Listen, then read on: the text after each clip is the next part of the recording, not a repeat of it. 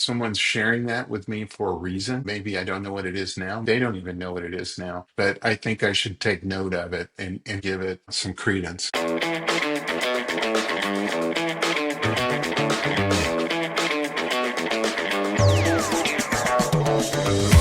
Hello there, it's me, Steve Mellor, and welcome in to GrowthReady, the podcast that allows high performers to reveal the reality behind what it means to ready yourself for growth, the personal and professional challenges along the growth journey, while also allowing the high performance executive coach in me to satisfy his curiosity toward what drives optimal performance. On this episode, we welcome in Global Chairman of Horwath HTL and personal branding expert John Fareed, who knows firsthand the power that commitment, investment, and consistency can have in providing the ground for growth to happen, so long as we are ready to seize opportunities when they present themselves.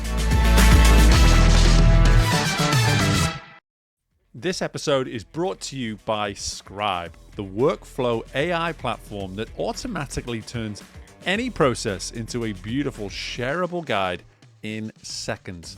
Say goodbye to manual screenshots or typing out step-by-step instructions and join the already 4 million people working 15 times faster with Scribe. Get started today at scribehow.com. That's scribehow.com. Hello there, and welcome back into the most recent installment of the Growth Ready podcast. I am truly excited to be welcoming someone today that I had the pleasure to get to know at a recent conference, and that is somehow the way that I get folks to come on this show sometimes. I'll just start having a conversation, and my curiosity alarm goes off a little bit, and then folks like John Fareed end up on the show. But John, before we go any further, maybe into that origin story of our relationship and obviously your journey, I would love to just learn from you. What does it mean to you to be growth ready? So I thought about this, Steve, and I do have an answer for you. It's pretty simple, and it served me well. And that is, be open in all things, be lucky in all things. I have found that by being open to things that initially I had a bad gut reaction to, or an immediate, oh, maybe that's not for me, but being open has really helped me grow, both personally and professionally. So I really focus on that. It's something that I teach all my people about, in terms of, yeah, be open in all things, be lucky in all things. Amazing. Yeah, I am so interested to get into the lucky part of that too, because that's one of those words. It's one of those words that typically comes with a whole bunch of context, and we will get to that at some point. But I love where you've immediately taken us with this notion of open-mindedness. It is a concept that's come up on the show before, but I'm just curious, when you look at your journey, John, like, how has open-mindedness served you up to this point? Well, there are many things that I've done in my life and career, more importantly, that I would have never thought, hey, I want to do that, or I want to go in that direction, had someone else not brought it up as an opportunity, and in some case nearly forced it upon me. Um, and I'm happy that occurred, but very often, that's how it's shaped my journey, is that someone said, hey, you know what? You'd be really good at this, or this is a great opportunity. You should look at it. And I've never, I mean, from eighth grade on, if I go forward, I grew up in a small town in North Georgia, in the mountains of North Georgia. One high school still for the whole county. It's the biggest county in Georgia, very close, if not the biggest for sure.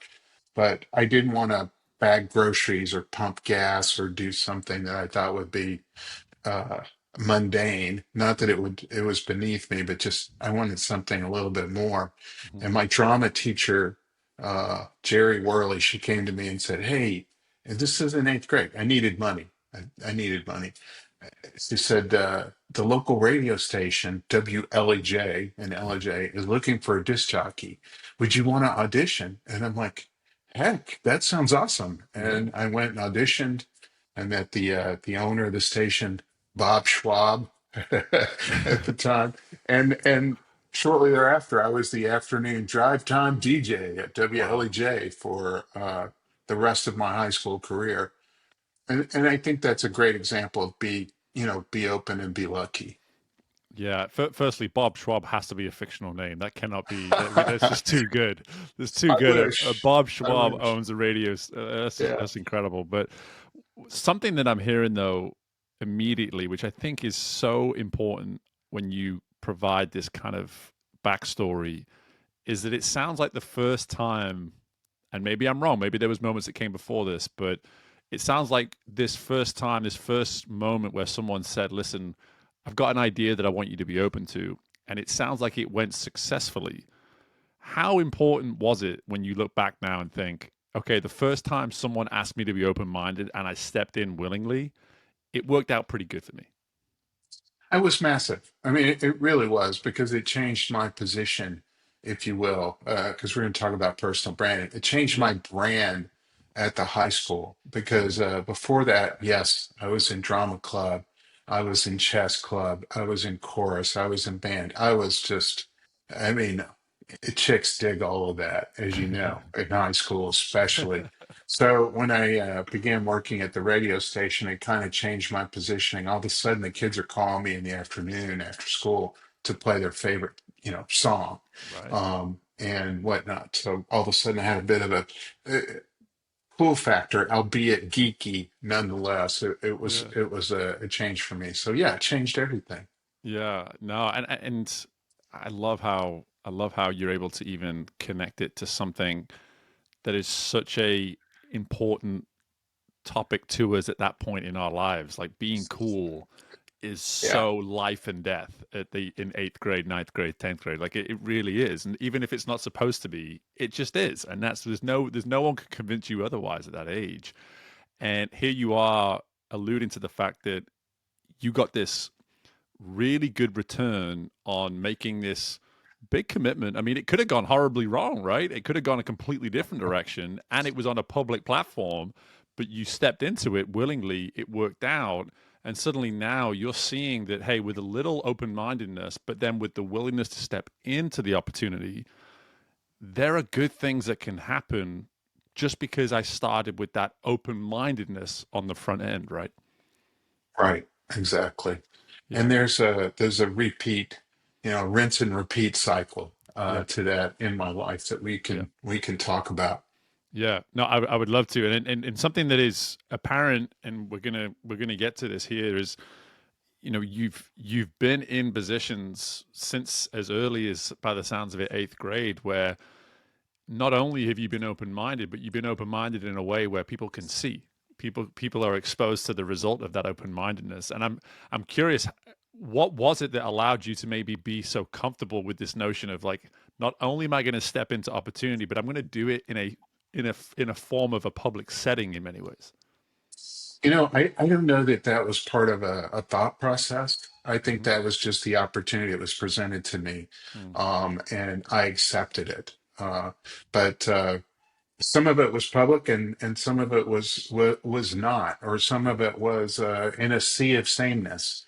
Hmm. If we want to talk about that, I went into the Marine Corps, Yeah. as we can talk about, and that was a position where I'm in a sea of sameness, and I disappeared for months at a time, either to boot camp or school or whatnot, and that was less public. Yeah, yeah, and so I love that you took us there. So talk to me about that concept, that sea of sameness. I really like that, like just this notion of what that might mean to a person. Yeah, I mean, to be, I would need to give you some backstory because Yeah. people might think, okay, went from disc jockey to Marine. How did that happen? Yes. And quite honestly, I'm a first generation American on my Hmm. mother's side. My grandfather, who was Egyptian, was a fighter pilot in the RAF, and he'd worked his way up the ranks from fighter pilot to brigadier general, and then later became ambassador from the Arab League to Japan and the UN. And he was a formidable character, Steve. But back in those days, affluent, wealthy Egyptians sent their sons and daughters to university in the US or Europe. and my grandfather secured a Rotary scholarship. He was a lifelong Rotarian, Yeah. secured a Rotary scholarship for her to come here. And shortly after arriving, unchaperoned for the first time in her life, she met the school's, let's call it, equally naive 6'4", blonde-headed, blue-eyed basketball star from Alabama. Um, and one thing led to another, and boom, I was born. So as soon as my grandfather's devout Muslim found out about this, he more or less disowned my mom emotionally and financially, and that was tough for her, Sure. quite honestly. But lucky for me, he had two daughters, and I was the firstborn male in this, Muslim family who also carried his name, Mm. Fareed. Yeah. So he sent me tickets every summer with my mom to go stay in Egypt and hang out with him and learn from him. And he essentially became a big father figure for me.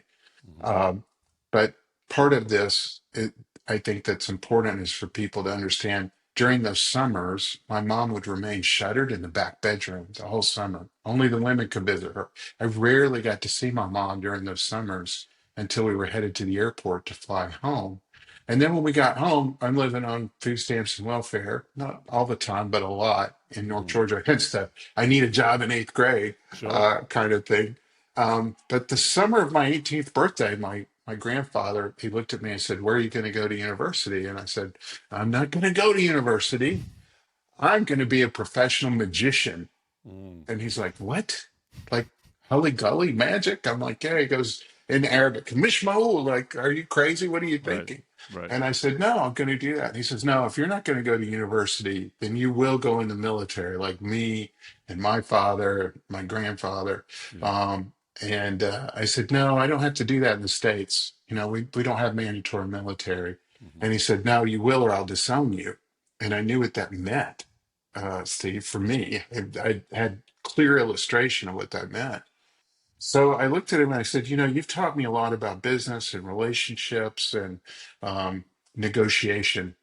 So I know that if I don't ask for something equally big of you in return, because going in the military is kind of a big commitment, Yes, it is. then you just won't respect me as a man." Mm-hmm. So I looked at him, and I'm telling you, if he was with us today, Steve, he would tell you he thought for certain I was going to ask for a car, and he was ready to write that check. But I said, "I will go in the military if you agree to take mom back fully and completely." Wow.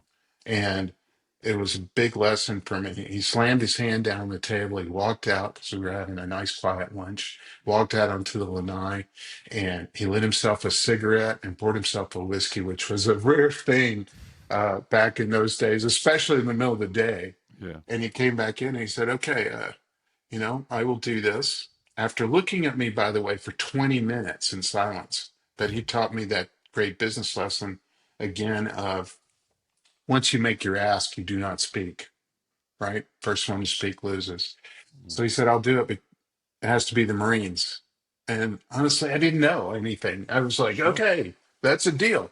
So I agreed to go in the Marines, and he took my mom back the next day. It was amazing. It's a great, great story. We ended up at the country club in 𝘕𝘶𝘵 in Cairo, where they'd taken my mom to the hair salon and gotten her new dress and brought the whole family together for lunch. It was a great day. Mm. But yeah, I ended up going in that Marines for 6 years, sea Wow. of sameness. Yeah. 4 years active, 2 years reserve. But yeah, it Yeah. was it was a crazy time. What an incredible story. And immediately the ability just to pivot from life lessons and business lessons. You have this very natural ability, and clearly it's come from years and years of being involved in so much of it. But I think what I always love about this show is that we can actually teach our listeners through something that is clearly an emotional, personal journey for your mother to go on and for you to be front and center as a key player in helping her get back to a place with her own family as you did.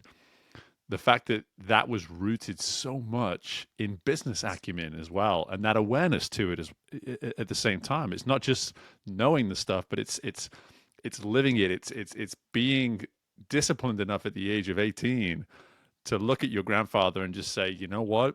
the one thing I have to be right now is a representation of what he's taught me. And that is what's going to speak volumes more than anything that I can possibly say. You know, Steve, it's true. It paid off in spades. I mean, Mhm. they ended up, my grandparents, Salah and Lulu Fareed, ended up Yeah. moving shortly thereafter to North Georgia to be closer to us. And for Oh, the rest of really? their days, my mom and my grandfather were very close. And he was very proud of my Marine Corps uniform. Mhm. Sometimes I felt like he was more proud of it than I was. Yeah. But Yeah. anyway, I did, by the way, for the record, I did go on to do the magic. Well, we're getting there, John, and I'm Y- aware of that. And I think yeah, what is whenever I have an opportunity to really highlight how we can take personal and professional and make it about just the human approach, because I think we just live in this time where something has to be put in one of those lanes. This is personal development. This is professional development. And to what you've highlighted here at that mere age of 18 is that the balance is there if we want to see it. And if we want to just allow it to be present, that at all times, a personal decision can be anchored in professional skill sets and vice versa. And that allows us to perform at the best version of ourselves as human beings. And for me, that's the growth process. When we embrace and acknowledge that, it's like, hey, both have an equal part at the table, both influence the outcome.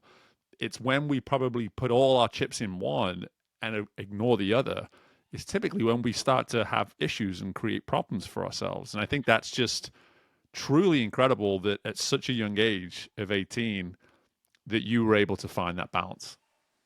I was very fortunate. I was Yeah. very fortunate. And I give my grandfather a lot of credit because back in the day, as a young man, even he carried me everywhere. He took me to lunches and dinners and business meetings, and he took me shopping with him to how to buy a men's suit or a gentleman's timepiece or whatnot. But he taught me a lot of lessons, like the importance of long-standing relationships, like Mhm. when you and I met at the conference or whatnot, but also about negotiations and the concepts of face and honor. All of that was part of the package that I got from my grandfather over time. So I give him a lot of credit for that. Yeah. And what I also love about this is that we're 15 minutes in and we've not talked about what you do today. And currently, all the information our listeners have is that you were a eighth grade disc jockey who wanted to be a magician come 18. That was in a way forced to go into the Yeah. military for 6 years, and then never gave up on his magician career, magician dream. By the sounds of it, 6 years on from the military.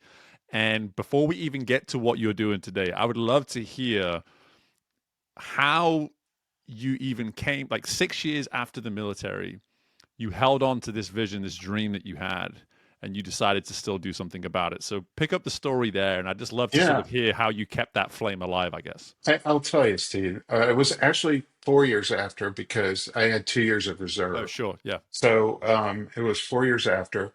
And I literally I had everybody told me that if you want to be a professional entertainer, you've got to go to Vegas or you got to go to LA, at least in that field. So as soon as I got out of the Marines, I moved to LA, and I decided I wanted to audition everywhere that I possibly could. I had saved some money and earned some money along the way, busking, working streets in New Orleans. I took the train, which was stop and go a lot. It's a long Right. story, but um, by the time I got to Los Angeles, I was ready to audition everywhere. Mhm. And I tried comedy clubs, I tried everything, and I wasn't having a lot of luck. But the Mecca for magicians, kind of a base or a launch pad, even after they're very successful, they come back and touch this place, is the Magic Castle in Hollywood, California. Hmm. Still there today, very famous private club. And I would tell you that I had no luck getting into the Magic Castle. After a couple of months almost of living in LA and running low on shackles and thinking about, am I going to bartend? Am I going to wait tables? What am I going to do?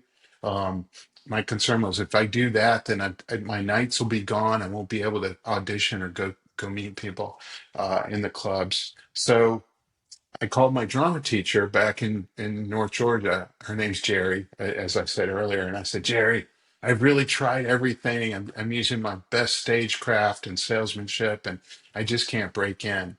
And she said, well, before you go, if you're thinking of coming back home or whatnot, I want you to call my uncle Bob. He lives in LA, and he's a school teacher, and he would love to meet one of Jerry's kids. All right, and might be good for a meal. So she gave me his phone number. I called him at the school. It was like 3 o'clock in the afternoon, and they had to go get him and bring him down the hallway. Bob says, "Oh my gosh, you're one of Jerry's students, one of Jerry's kids. I'd be happy to meet you." And we agreed to dinner that night. And he swings by in a beat up old AMC station wagon, picks me up, and we drive to his home. And his home was in this glorious neighborhood on Longwood Avenue. Park on the street. And as we walk into this home that is also just beautiful, there's a Mercedes and another beautiful car. And I said, "Wow, these are yours?" He says, "Yeah, yeah, yeah. We drive the beater. It doesn't bode well to drive a nice car and leave it on the street close to the schools. Trust me." I'm like, "Okay." We go in, we have a lovely dinner. His friend at the time was the chef at Andre's, which was a famous restaurant in LA, where they did the Folgers taste test commercials, just a joke at the time. But I was like, wow, I'm meeting a celebrity. I saw this guy on TV. Right. And they said, so why are you here? I said, well, I'm trying to, break into the magic world here. And they said, okay, show us something. And I did. They had a pool house in the back of their house that they rented to me. He said, how much money do you have? I said, you're not going to believe me. I've got an Amtrak ticket home and $67. That's where I'm at. And he rented me the guest house for $67 a month with kitchen privileges, which I thought was phenomenal. Yeah. So naturally, I went back to the hotel. We packed everything up.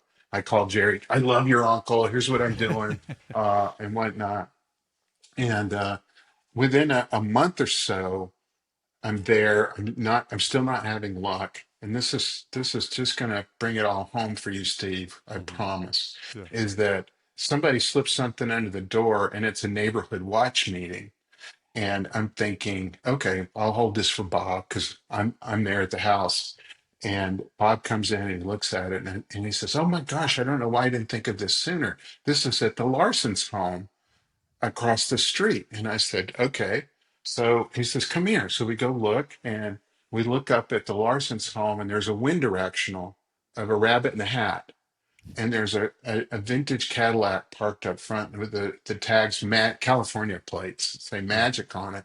He said, you're not going to believe this. I'm there. I don't know why I didn't think of this sooner. They own the Magic Castle. And I'm Oh like, my what? gosh.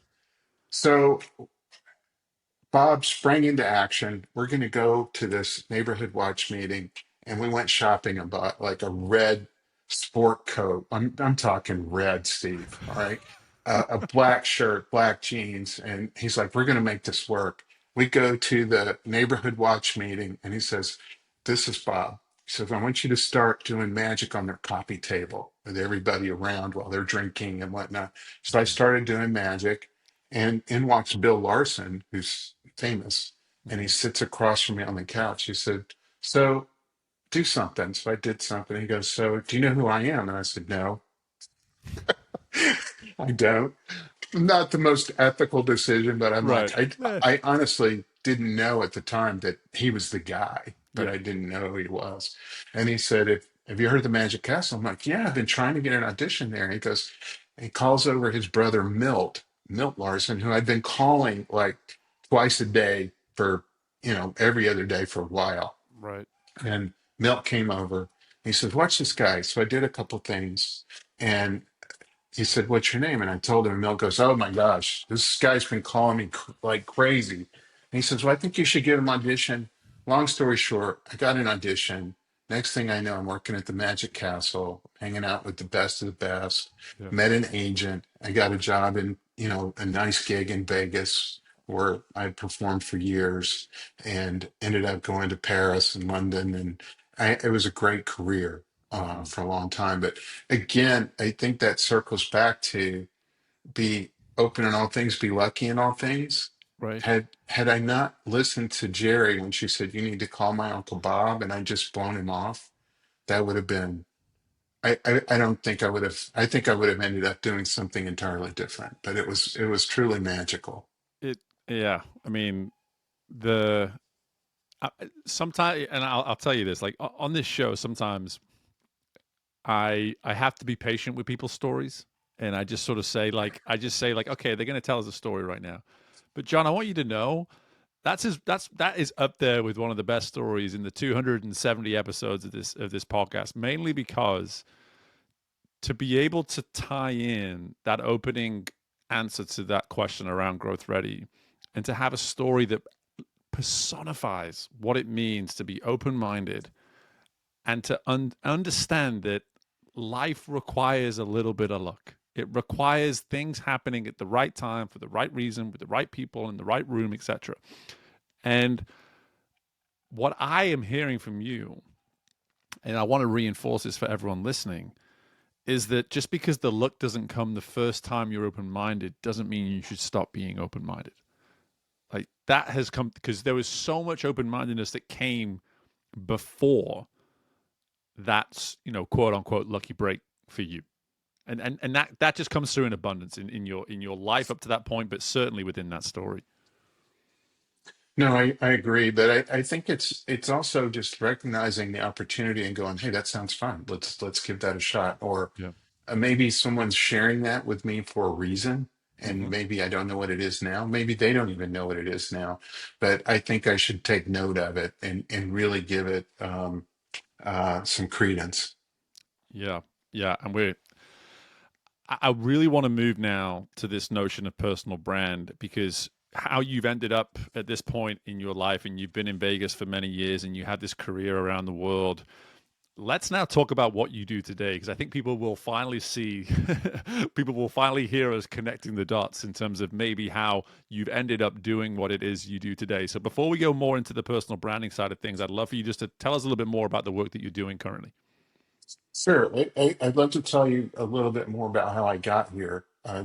just so that We will. We're going there's to go some. back. We're going to go back to that for sure. We're going to go back to that for sure. Okay. So Yeah. today, as we're here, I'm global chairman of Horwath HTL, Mm-hmm. which is the world's largest hotel tourism and leisure advisory firm. We're the global leaders. We're in nearly 60 countries today, 250 senior partners around the world. And it's been a great journey. I've been doing this for some years. And I expect to be global chairman for another couple of years. I'm Mm-hmm. enjoying it, but it facilitates a lot of travel Yeah. and I also some great relationships and great experiences Yeah. with our partners around the world. This episode of Growth Ready is sponsored by Scribe, the workflow AI platform that makes documenting and sharing processes truly effortless. Folks, when I look at my day, I'm constantly fielding questions from my team: how to pull reports, where to find files, how to set things up. And Scribe has been a total game changer in giving me that time I need back in my day. In a matter of seconds, Scribe turns my workflows into a beautiful, shareable guide complete with screenshots and text instructions that ensures I no longer waste time in my day with the same repetitive tasks and conversations. Since using Scribe at Growth Ready, I've personally loved how it uses AI to do the work for me by following every click in real time. I can literally see my step by step guide being built by Scribe while I create training plans and document workflows to better serve my team. I've saved hours, folks, literally hours in my week by being able to create PDFs or shareable links that I can send to clients in an instant. So I'm asking you, I'm telling you, free yourself and your team from manually documenting processes and join the 94% of the Fortune 500 and 4 million people worldwide already using Scribe to work 15 times faster. So head to scribehow.com. That's SCRIBEHOW.com and start working faster today.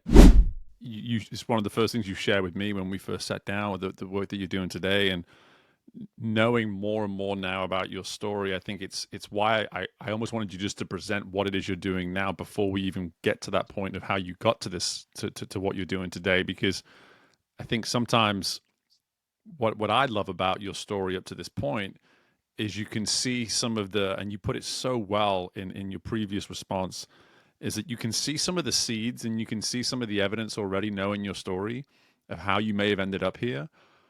But something you just said there, which I think is so insightful, is that we sometimes don't necessarily need the reason to take that first step. We just need to have an understanding that someone or something is being presented to us in a certain way at a certain time for a reason that may not be obvious right now. And it will Yeah, eventually become clear as the years start to move on.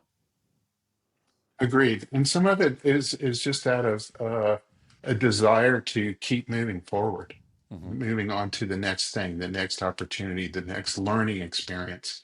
I think that's important too. And it keeps you from being stagnant. Yes. Yes. Well, that desire to move forwards is clearly abundant throughout your life. But please now bring us up to speed with that moment of how, well, not that moment, that time, that period of time in your life where you've obviously been, you're around the world, you're established doing what you're doing in as a magician, and how you got to where you are today.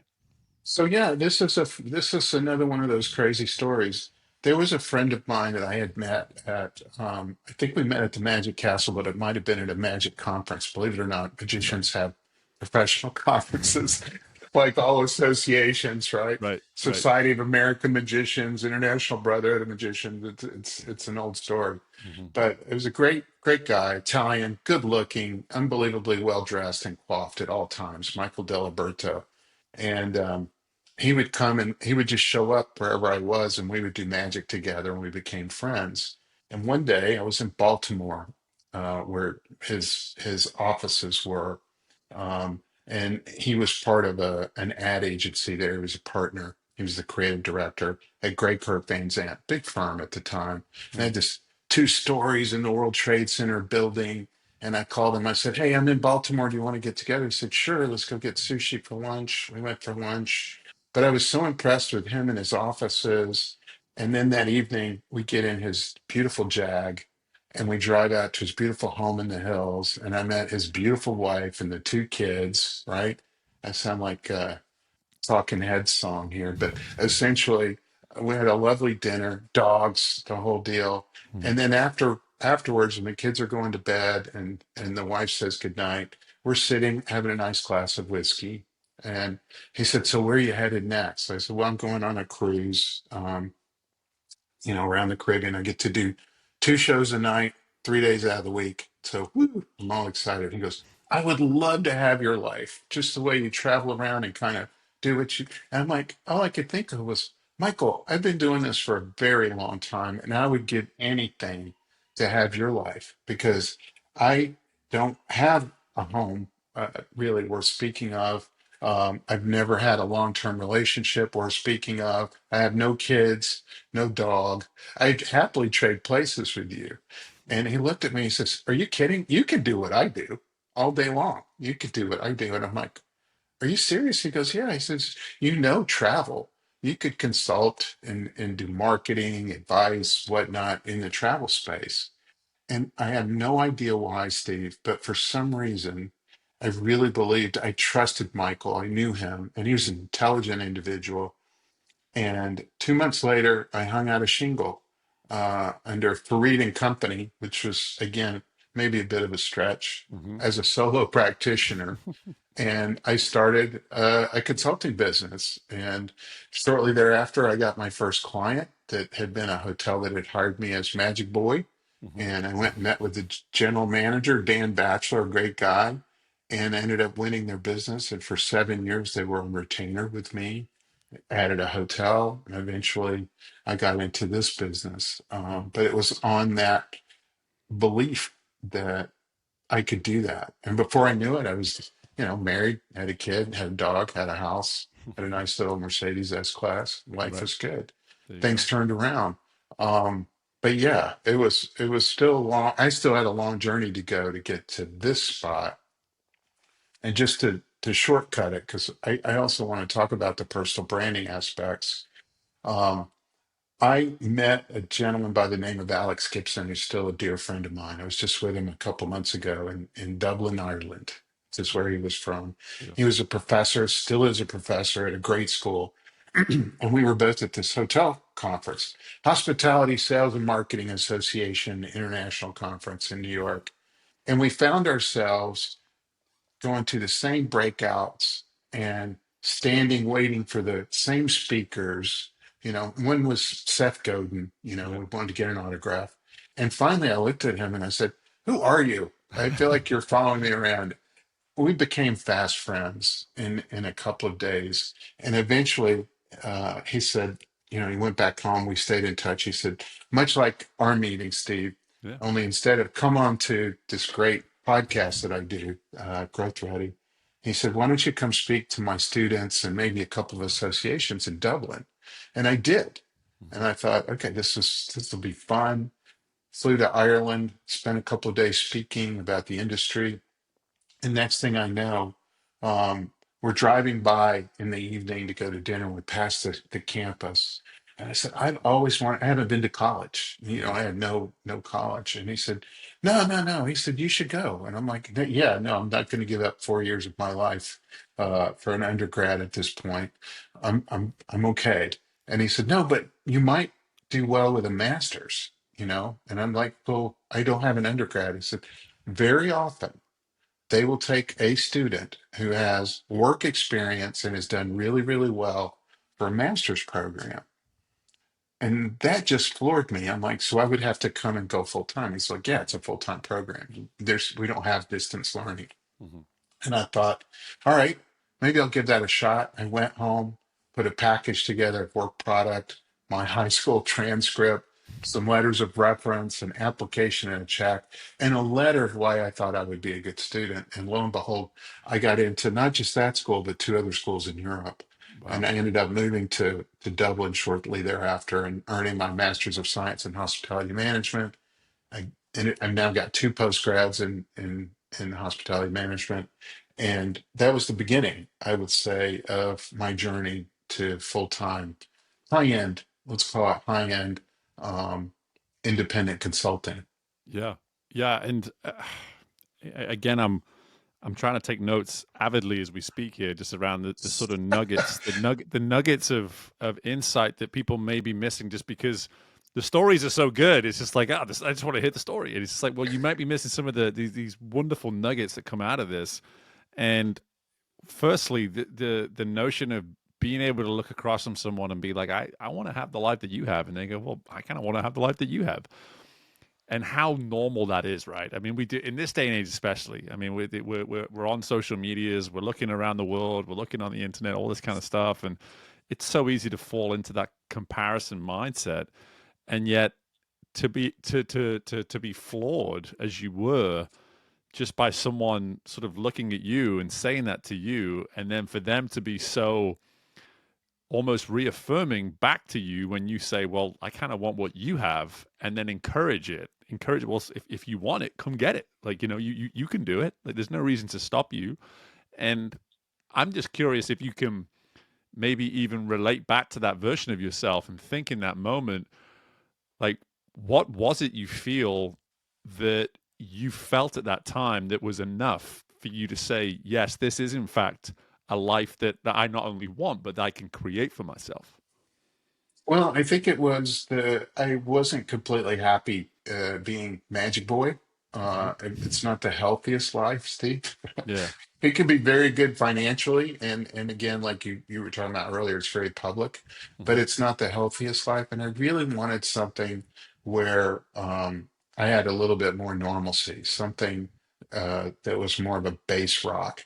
I also respected him so much as a professional and executive.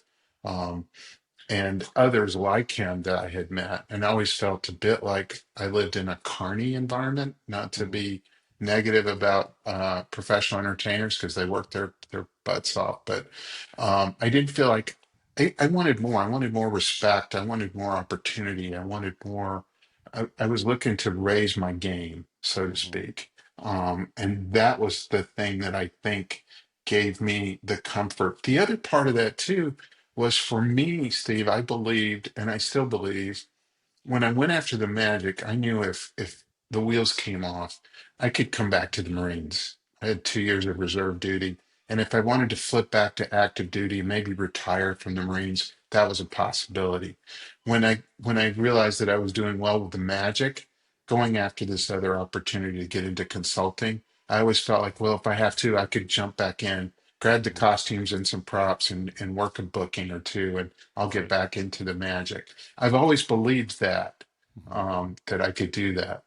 Mm. Yeah, and it's one thing to acknowledge that, hey, I may be short on happiness doing what it is I'm doing, but it's another thing to get clarity around, firstly, what it is I want, like knowing what I want, but then secondly, saying, and hey, by going after this, maybe worst case scenario is I just come back to the step that I'm in right now. And that in itself can be the reassurance we sometimes need just to go ahead and take that step that may otherwise seem daunting or just too great for us in those moments. And it sounds like the same thing happened again, even with the idea around getting that master's and just being able to say, well, as far as I'm concerned, you need education of undergrad to get that level of and to be informed of that, and to be in many ways brave enough to say, hey, I'm going to apply, and they may laugh me out of here, they may push me out of here, they may be what it is, but to go ahead and apply anyway, and lo and behold, not only do you get accepted by two other places,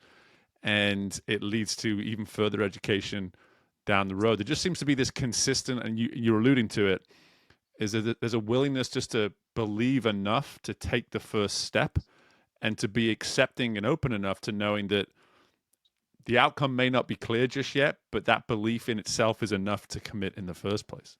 It's true. And Steve, I don't want to make it seem easy. There were really hard days. Mm-hmm. Making the decision to live on peanut butter and jelly in many ways in LA in the beginning, Yeah. or making the decision to give up my professional life and move to Dublin with some maybe sketchy results. One of the first professors that I came in on was a great guy. First day we're introducing ourselves. I had not opened my mouth in this international program in Dublin. And he looked at me and he said, "You, I know, you're the Yank." And I'm like, "I'm the Yank?" He goes, "Yeah, your teeth, they glow in the dark. You got to be my American lad." And I'm like, "Yeah." And right away he said, "I don't know that you're going to pass this course."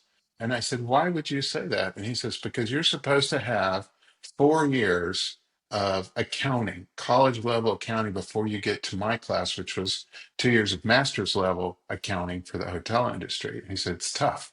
More importantly, the difference between the European system and the American system of accountancy is different." And it was tough. I mean, it was tough to give everything up and move to Dublin on a limited budget, knowing that I'm going to be a full-time student. And it was tough to kind of catch up to everybody, from an educational level standpoint, and overcome some of the biases as well of, Mm. well, of course you don't know this because you don't have an undergrad. Yeah. And it was an interesting game because two things happened. One is I learned that Irish culture is very direct, and the other is there are no secrets. And he let Right. everybody know I had no undergrad, right? First day of class. Yep. So it was an interesting day. But I have Yep. to tell you, it's been worth it. And I've enjoyed the process, all the way through. And I think now's a good time to say I wouldn't be here on any level had it not been, most importantly, Steve, for the power of personal branding. Mm-hmm. And some of that I learned in the Marines. We talked about seeing sameness. Here Yep. they have a very strong brand. You don't get to choose your haircut, your uniform, and many times your vocabulary. Even the Marines have Yep. have their own vocabulary. Yeah. Um, to Magic Boy, where I could virtually wear anything, highlights in my hair, eye makeup, rhinestone tuxedos, to business consultant, conservative suits and dress shoes and ties and a briefcase. I'd never Mm-hmm. carried a briefcase before in my life.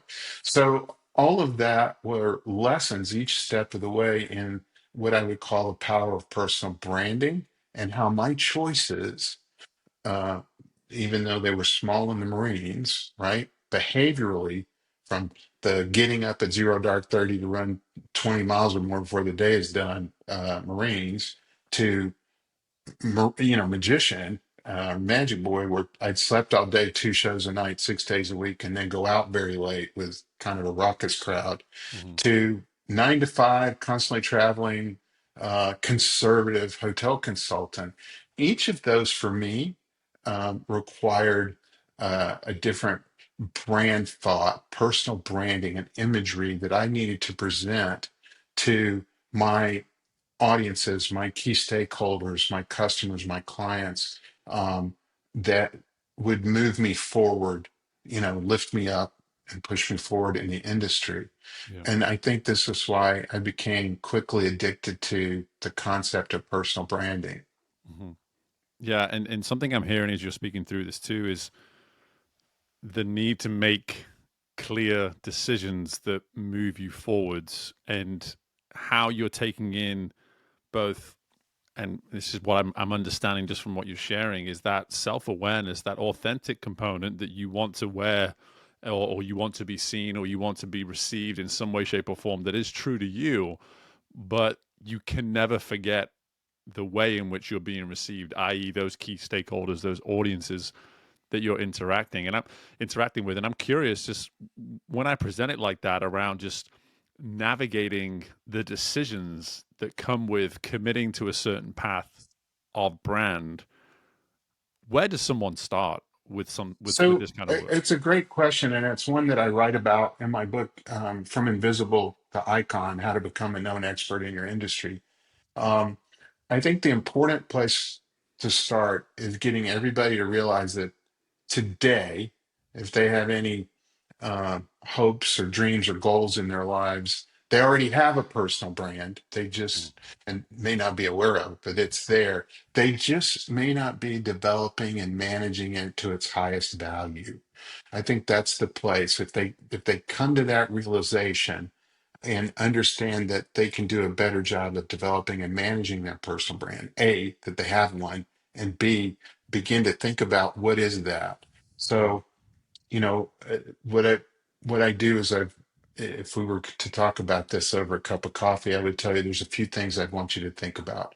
One is to begin with developing a set of keywords, um, and I usually tell people four is the perfect number. If I give you an example of four keywords, that these are words, let's say Steve. This is Steve. These are all the things that are Steve in terms of your value systems, Hmm. things that are important to you. You would write all those words down.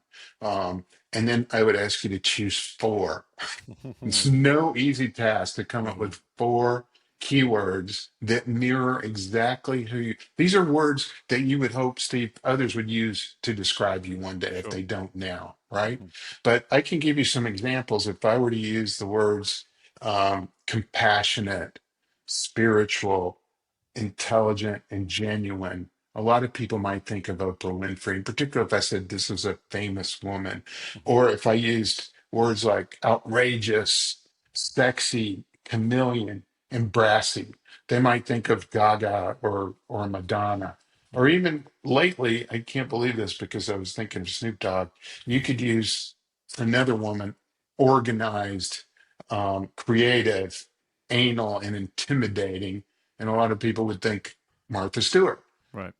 Those are just good examples of how those keywords are used. But I think that's the first thing, is to realize you do have a brand today, whether you realize it or not. You just may not be developing and managing it. And then sit down and think quietly, put together a list of keywords that you think really represent who you are in terms of your values and how you project yourself. Narrow that list down to four. I think that's hugely important. And if you don't know what they are, ask your family, friends, and colleagues, because they'll describe your brand to you if you ask them to. You may not like all the answers, but they'll tell you where your brand is today. I'm just thinking about, like, what was the last conversation like with my wife before I ask her this question? Just like I gotta get her in the right headspace before I get this kind of feedback. But I think this is a great place to start. And what the way that I'm actually receiving it too is it's forcing me to look across my entire self. It's not. I'm not just, again, going back to that personal versus professional that I highlighted earlier on. this would be a really easy thing to fall into the trap of like, okay, what do I want my business to look like? And then put a whole bunch of words down based around the business that I Yeah, want to have. And it's like, well, that's not the exercise. The exercise is a true, well-rounded, almost audit of who are you, what's brought you to this point, what represents you. And I think that's what makes this so hard, because that is an endless pool of information, and to get that down to 4 words is it's tough. It's definitely tough. tough.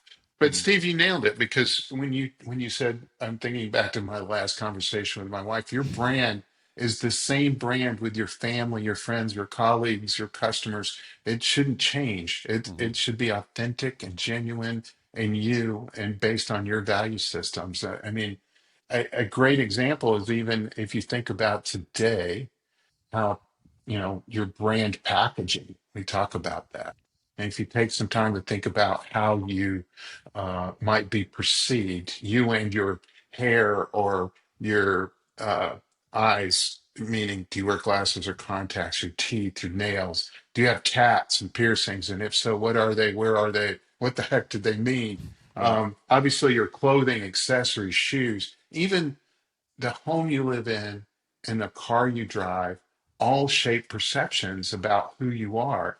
And I think a great example of that is if you ask somebody, okay, I'm gonna say a name, and just what comes to mind when I say Snoop Dogg or The Rock or Guy Fieri or um, RuPaul or Carrot Top or almost anybody that has a strong, even Dog the Bounty Hunter Right. has a strong brand presence that has served him well.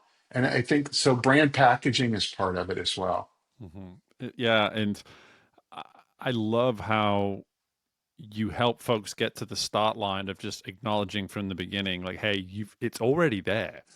Like, you're not actually starting with a blank piece of paper in many ways. Like, yes, you are in terms of this exercise with the words, but a great place to also start, like you said, if you're comfortable doing it, is just going around and conducting some personal surveys, like who these people in your life that know you best. Because while I joke about my wife, I know something like this, if I was to sit down with her, there wouldn't be anything she says that surprises me. You know, it would all be like, this isn't news to me. That it will be information that confirms, yes, that sounds like me. That's the person that I see, and that's the person that I think I'm showing up as. Love it. And I'd be curious to know what her 4 words would be. But I think that's what gives you an element of safety with this, is that, you're asking people that are going to tell you something that is useful for you to know, and that isn't going to really shock you to in any way, shape, or form. No, I agree. And it goes on that in the book, we go on to express, from there you go on to your brand statement, just Mm-hmm. like any branding process. It's all about who you are and what you do and what you stand for. I think that's the essence of personal branding, and who you are is everything. I mean, it's your gender, your age, your ethnicity, your nationality, languages or accents that you have, your religion, your education, your sexual preference. It's all of those things that are who you are. Are you a parent? Mm-hmm. Where did you grow up? All of those things. Married or single, like Right. you're talking about, Steve. It's also what you do, and it's not just your work. It is your hobbies, your talents, your social and civic organizations. Do you teach painting or piano, or you coach your little league for your kids or whatnot? And then it's about your leading attributes, and that's your values. Um, I think that's the leading attribute. Your strengths, your traits, your manners, your style. Are you someone who shows up on time, or are you always late? Right. Um, do all of that is really about, I think, your attributes. What's your style? How do you Mm-hmm. how do you carry yourself? When we met, I was very impressed with the way you carried yourself. By the way, very Well, good, professional, good, very good. professional gentleman. I'm glad. I'm, But I'm from so glad. there, from there we, yeah, from there we go on to mission statement Yeah. and essentially a brand plan that you can follow and move forward to. But if we're going to wrap up soon, which I know we are, I would imagine, Yeah. there's 3 words, Steve, that I close everything with always as it relates to personal branding. Yeah. And I think if someone goes through this process of, okay, I know I have a brand now. I want to go out and figure out what my four words are and talk to my people. Um, I want to think about my brand packaging. I want to think about what my, those other key statements are in terms of who I am, what I do, and what I stand for, my leading attributes and all that. That's good. But at the end of the day, when you put it all together in a paragraph or two that is your mission statement for your brand, it's important to remember that once you've begun establishing that or continuing your personal brand, but in a more developed and from a management perspective, you're really managing that brand. Remember these three words. One is commitment. Commit fully to your personal brand and make sure that everything that you do in your life continually supports and confirms your brand. uh, that's important. Finally, it's investment, or next, it's investment. Invest your time, your money, your energy in doing those things that will further promote and build on your personal brand. Keep learning. Go do education. Get involved in professional associations, right? Like National Speakers Association, Yep. social organizations, all of that. Get those. Keep reading those books, get those certifications and designations, all of those things. And then finally, it's about consistency. This is the most important thing in the world. Once you've established your brand, it's important to remember that off-brand behavior or things that you might do or wear or whatnot can really erode trust in your personal brand. We're all familiar with celebrities whose off-brand behavior has ruined them Yep. for a long time. We don't even need to mention names. We can all think of some. Yep. But that's the idea.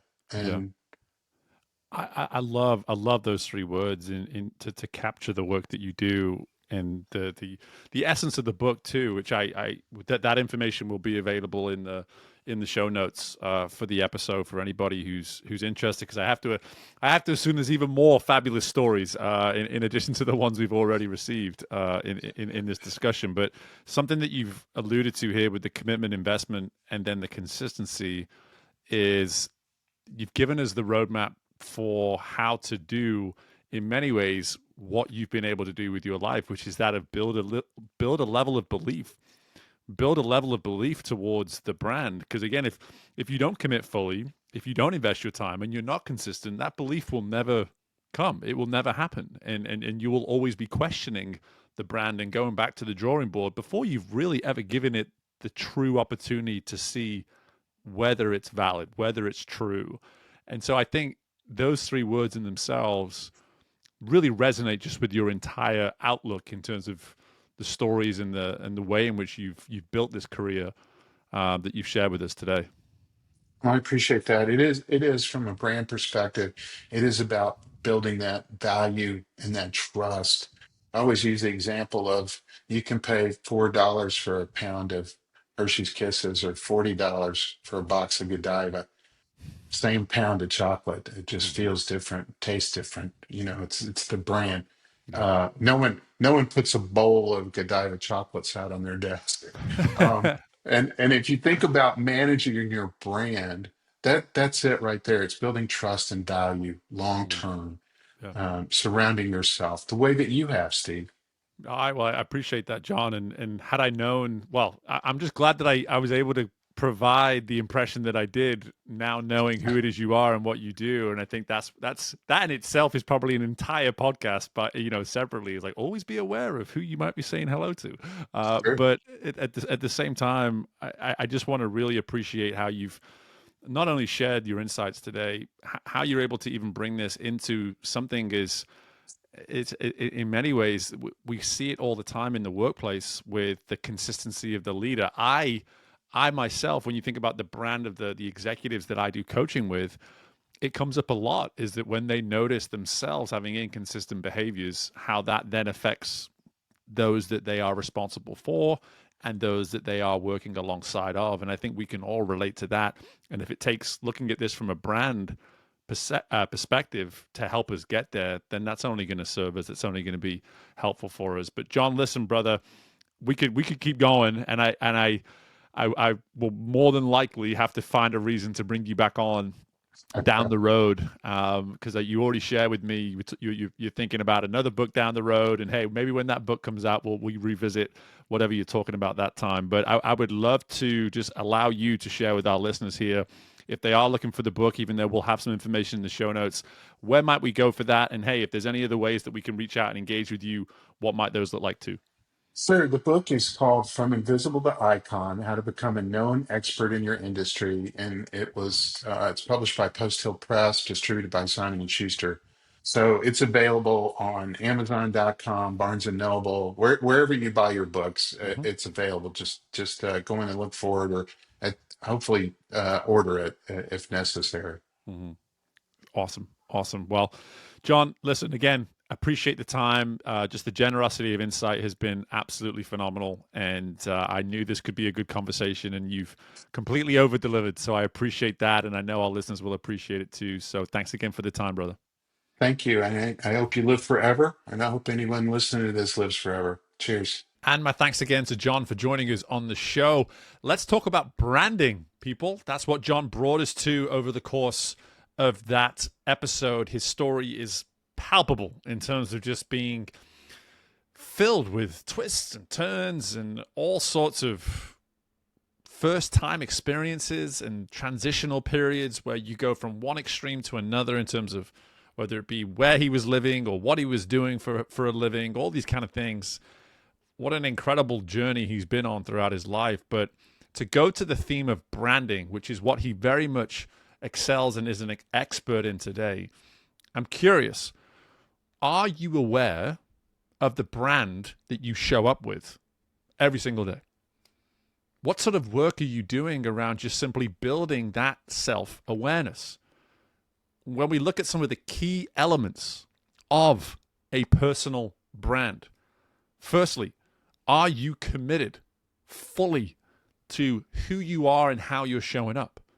Are you investing the amount of time necessary to put that brand out there?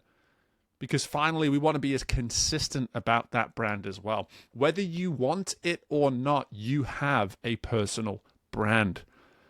And the fact of the matter is, whether you're someone that has a business, has a career, is just a father, a mother, whether you're someone who's in a position in life that seems to be one of excellence versus one of amateurism, it doesn't matter where you are in your journey and what position that you have. You show up daily a certain way, and therefore you have a personal brand, and people are making a decision daily whether or not to invest in that brand, i.e., they're making a decision to whether or not they want to invest in you. So I encourage you to take that time and just simply build a self-awareness. How do you show up? What does a consistent version of you look like? Do people know what they're getting from you every time you walk into a room? Or are they just sitting there anxiously wondering who the heck it is that's going to show up in terms of the version of you that day? Strive for consistency. But most importantly, just build a self-awareness. Know who you are and know how you show up. I guarantee you, by simply getting better at that level of awareness, improving how you see yourself, you'll become more cognizant of how you show up, and likely you will strive to show up at more consistent, more impactful levels each and every day. Again, my thanks to John for joining us on the show. My thanks to you, as always, for joining and listening. You don't have to listen to this show, but you choose to, and for that, I am always grateful. But now that you've done it, please take the time to go ahead and share the episode with somebody else in your world, someone that you know is going to love the story that you've just heard, that's going to appreciate the insights that you've just heard, and who you know is in that position of growth, and they're looking for that next step of readiness in terms of what it means for them to go to that next level within their life. Go ahead and share the show, subscribe to the show, and don't forget to rate the show as well. Help us become more available and accessible to those far outside of our personal networks. I appreciate you, and I wish you nothing but the best and good luck in anything and everything that you're doing currently. And I look forward to speaking with you again very soon. Bye for now. Thanks again to Scribe for sponsoring the episode, and remember to head to scribehow.com to automatically turn your processes into a step-by-step guide in seconds. So stop answering the same repetitive questions and work 15 times faster by heading to scribehow.com and start working faster today.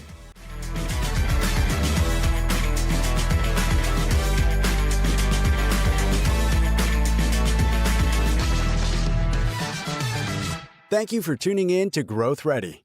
If you liked what you heard and are feeling ready to grow, be sure to leave a 5-star rating, subscribe to the show, and share the episode with someone you know is ready to fuel their growth journey today. We love our community, so don't hesitate to reach out to us at podcast@growthready.com. And until next time, we are Growth Ready, and you will be too.